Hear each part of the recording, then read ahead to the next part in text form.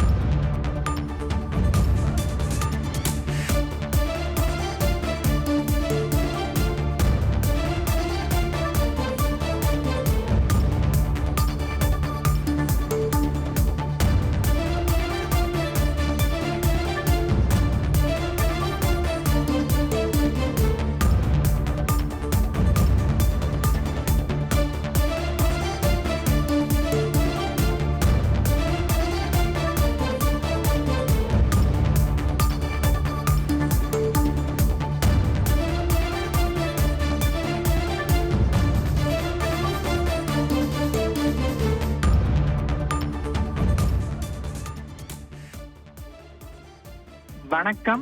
Champions trophy cricket தொடரின் அரையிறுதிப் போட்டியில் ஆஸ்திரேலியாவை வீழ்த்தி இந்தியா இறுதிப் போட்டிக்கு முன்னேறி இருக்கிறது.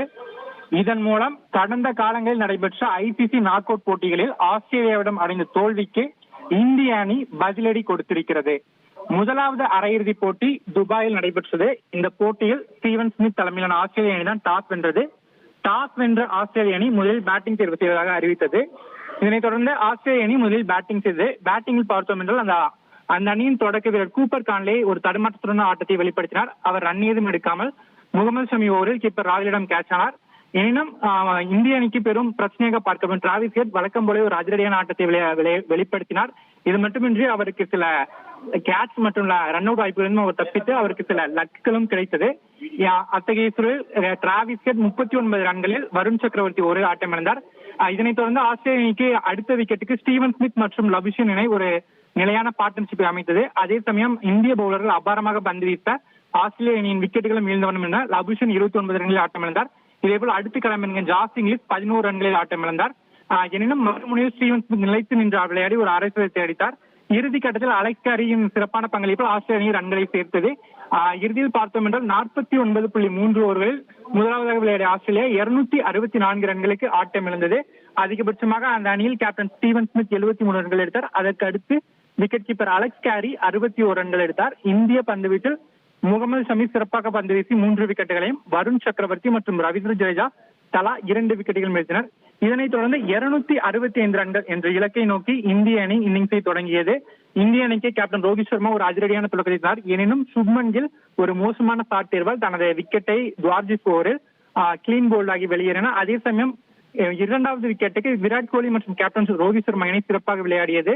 கேப்டன் ரோஹித் சர்மா 28 ரன்களில் ஆட்டம் இழந்தாலும் அடுத்த களமிறங்கிய ஸ்ரேயாஸ் ஐயர் கோலியுடன் ஒரு மிக சிறப்பான ஒரு பார்ட்னர்ஷிப் அமைத்து இந்திய அணியை வெற்றி பாதைக்கு அழைத்து சென்றார்.